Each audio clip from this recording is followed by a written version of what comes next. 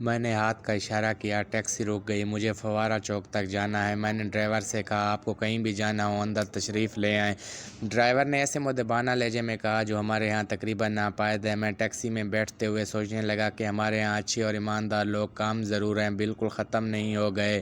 کوئی 15 منٹ بعد میری منزل آ گئی۔ میٹر 27 روپے دکھا رہا تھا۔ میں نے 50 روپے کا ایک نوٹ ٹیکسی ڈرائیور کی طرف بڑھایا۔ وہ سر ہلا کر بولا، میرے پاس کھلے نہیں ہیں۔ میں نے اپنی جیبیں دوبارہ ٹٹولی اور ایک 10 کے 3 نوٹ تلاش کرنے میں کامیاب ہو گیا۔ میرے پاس 3 روپے بھی نہیں۔ ڈرائیور نے معذرت خواہ لہجے میں کہا، کوئی بات نہیں۔ میں فراغ دلی سے مسکرایا، یہ 3 روپے تم رکھ لو، میں بخشش نہیں لیتا۔ مجھے یہ جان کر خوشی ہوئی کہ ہمارے ملک میں ایسے لوگ بھی ہیں، مگر اب ہمیں کیا کرنا چاہیے؟ وہاں بائیں طرف نکر پر سپر یوٹیلٹی اسٹور ہے، ہم وہاں سے پیسے کھلے کروا سکتے ہیں۔ اسٹور بائیں طرف گلی میں تھا، مگر وہ یک طرفہ راستہ تھا، ہم بائیں جانب نہیں مڑ سکتے تھے۔ چنانچہ ہم سیدھے گئے، ایک لمبا چکر کاٹ کر واپس ہوئے۔ یوٹیلٹی اسٹور کے سامنے پہنچے تو دن کا 1 بج چکا تھا۔ اسٹور پر دوپہر کے کھانے کے وقفے کے لیے بند ہو چکا تھا۔ ٹیکسی کے میٹر پر نظر ڈالی تو 42 روپے دکھا رہا تھا۔ میں نے معاملہ نمٹانے کی غرض سے کہا، تقریباً 50 روپے ہو گئے۔ ڈرائیور نے شاید میری مرضی بھانپ لی، بولا، دیکھیے میرے پاس کھلے 8 روپے نہیں، اور یہ یاد رکھیں کہ میں بخشش نہیں لیتا۔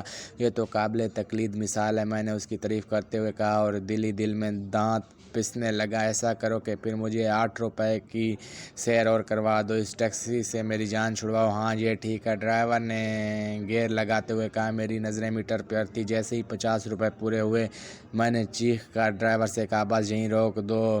سوری سر، ڈرائیور نے اسی رفتار سے گاڑی چلاتے ہوئے کہا، یہاں روکنا قانوناً منع ہے، آپ سامنے لگا ہوا ٹریفک کا بورڈ نہیں دیکھ رہے؟ تو پھر میٹر بند کر دو، یہ بات اصول کے خلاف ہے۔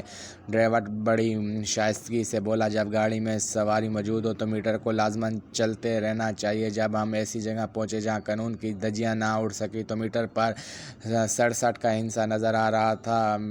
ایک آہ نکل گئی میری، اتنا پریشان ہونے کی ضرورت نہیں۔ ڈرائیور نے مجھے تسلی دی، چلیے ہم اس کا کوئی اور حل سوچتے ہیں۔ کچھ آگے ایک بینک ہے، میرا ایک دوست وہاں کیشیئر ہے، وہ ہمیں فوراً پیسے کھلے کر دے گا۔ وہاں پہنچے تو یہ دیکھ کر سخت مایوسی ہوئی کہ بینک بند تھا۔ باہر کھڑے چوکیدار نے بتایا کہ آج بینک کا ہاف ڈے تھا۔ میرا دل ڈوبنے لگا، مگر ٹیکسی ڈرائیور بڑا باہمت انسان تھا، اس نے ٹیکسی پھر اسٹارٹ کی تو میں نے پوچھا، آپ کہاں جا رہے ہیں؟ قومی بچت مرکز والے آج کے دن ہاف ڈے نہیں کرتے، وہاں چلتے ہیں۔ اس کی بات درست نکلی، وہ واقعی آدھے دن کی چھٹی نہیں کرتے، مگر مرکز بند تھا کیونکہ وہ پورے دن کی چھٹی کرتے ہیں۔ خوش قسمتی سے اب میٹر پر پورے 80 روپے بن گئے تھے، ایک کم نہ ایک زیادہ۔ میں نے ڈرائیور کو ٹیکسی روک کے رکھنے کو کہا، کیونکہ اس کی ٹیکسی ایک ذرا سی حرکت سے سارا میزان گڑبڑ ہو سکتا، اور جیب سے 80 روپے نکال کے اس کے حوالے کر دیے۔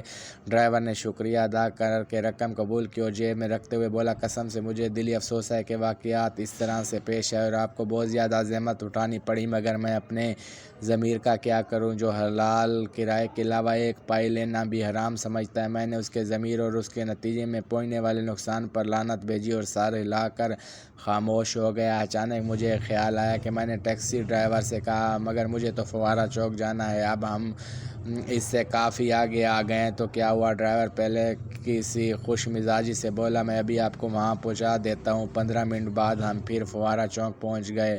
میٹر پر نظر پڑی تو پھر 27، لیکن اس بار ڈرائیور مجھ کو فری لے گیا۔ انہی نیک لوگوں کی وجہ سے آج دنیا کی بقا ہے۔ اللہ تبارک و تعالیٰ سے دعا ہے کہ اللہ تعالیٰ ہمیں بھی حلال رزق کمانے کی توفیق عطا فرمائے، آمین ثم آمین۔